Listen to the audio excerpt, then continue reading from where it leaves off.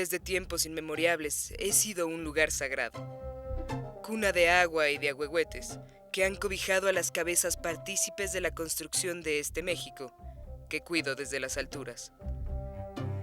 Las paredes, corredores, jardines y laderas que me sostienen se han cubierto de voces nacionales y extranjeras que de poco en poco me han formado y para siempre han dejado su huella entre mis piedras, prehispánicas, coloniales, imperiales, todas mexicanas.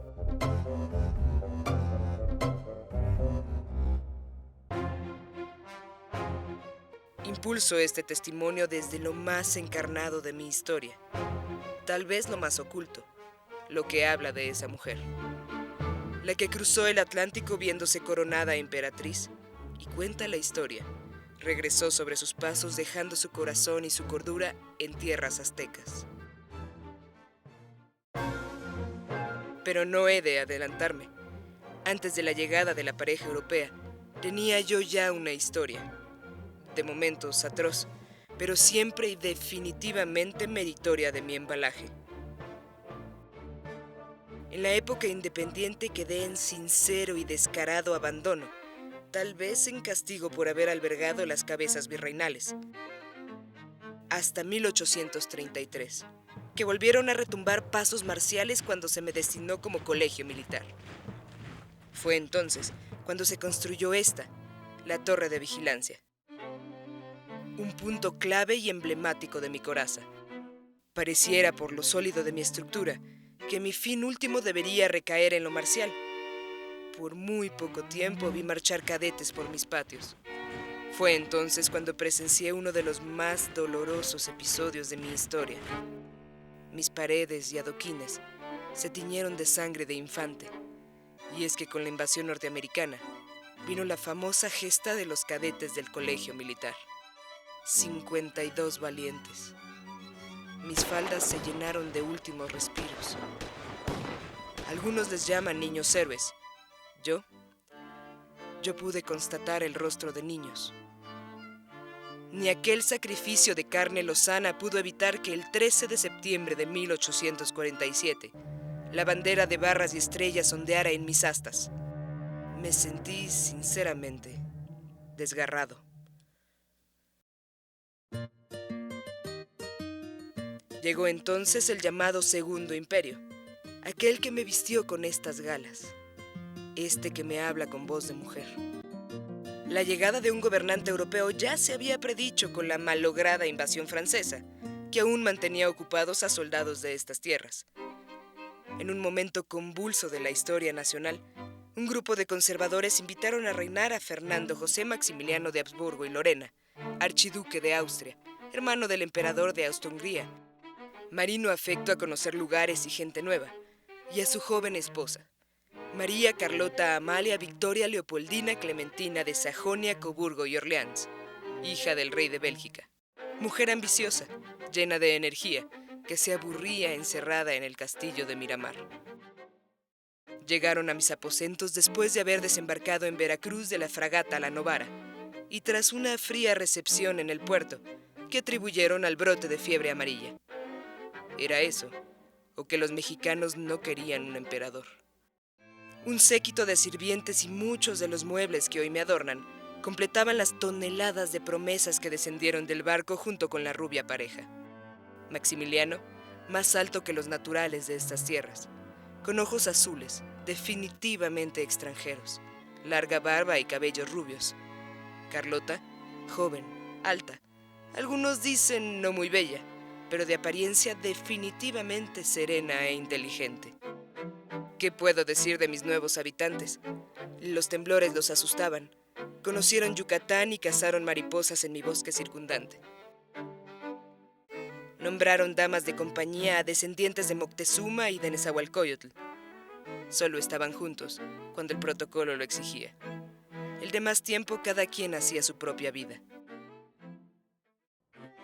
Si bien se preocuparon por los naturales de su nuevo país, dedicaban gran parte de su tiempo a organizar en mis salones pomposas fiestas y recepciones.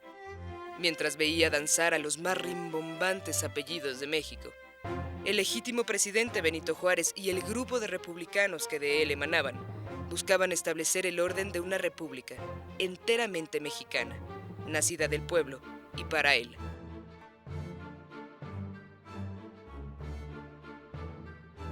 Maximiliano parecía avenir su pronta salida, y a falta de un heredero, se dice que en su despacho ofreció 3 veces el principado. Una vez al hijo de uno de sus hermanos, otra a un niño indígena que se creía era descendiente de Moctezuma, y por último, al nieto de Iturbide, pero ninguna se concretó. Carlota era regente cuando se ausentaba Maximiliano.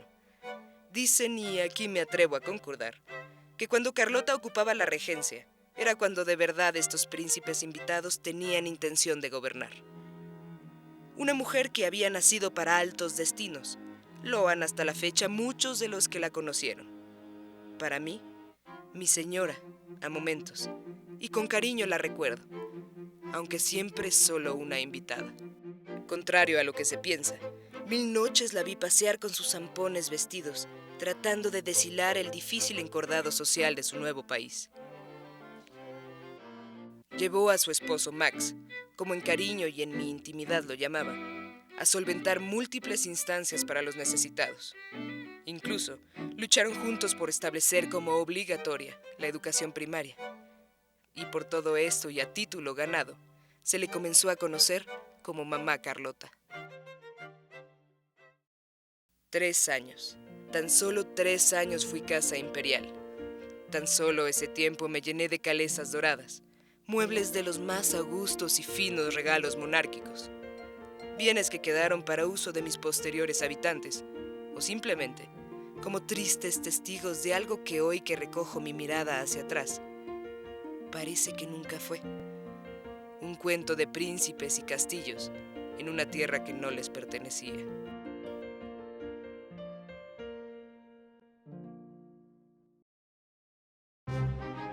Bajo mis techos el emperador vitoreaba a Hidalgo y a Morelos. Declaró la libertad de culto y mandó lejos a los generales conservadores para dar vuelo a sus ideas liberales. Ideales profesados también por sus más acérrimos rivales. Maximiliano quiso abdicar ante la inminente desaprobación, pero Carlota, erróneamente convencida, lo persuadió de detenerse. La amante esposa, sin saberlo, planchaba el camino del emperador al caldazo. Con el tiempo me he llenado de tapices y tibores, y 2 óleos de los que más me pavoneo que representan a los fallidos gobernantes.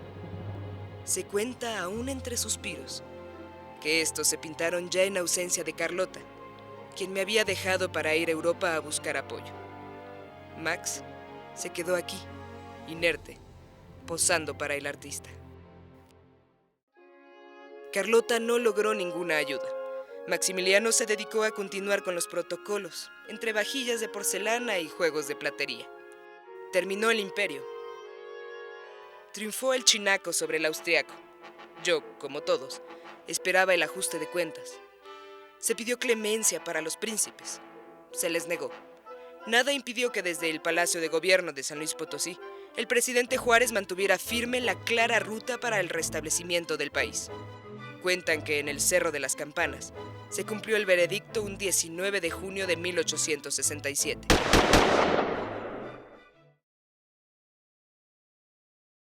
Para ese entonces, yo ya estaba vacío.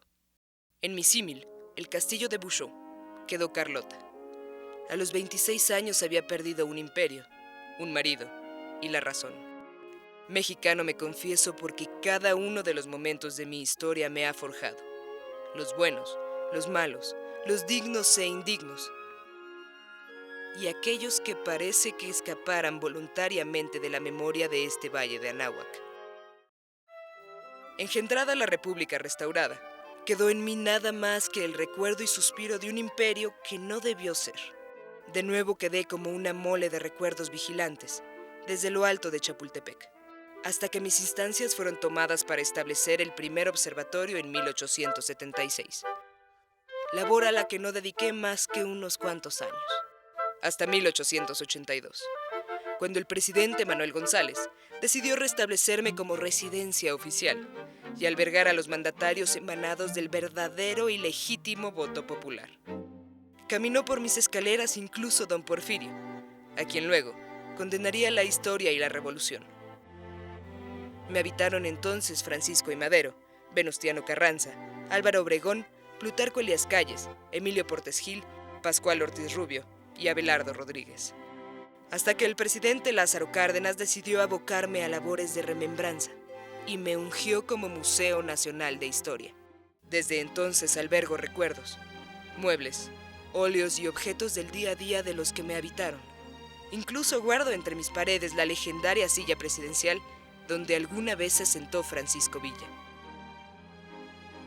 Cuna de agua y de ahuehuetes, observo paciente desde el Cerro del Chapulín el legado que ha pintado el rostro de mi México. Escucho su voz susurrando entre los árboles los 1000 capítulos que he visto pasar ante mis ojos. Piedras pintadas de historia, prehispánicas, coloniales, imperiales, revolucionarias y actuales, todas mexicanas, todas de Chapultepec.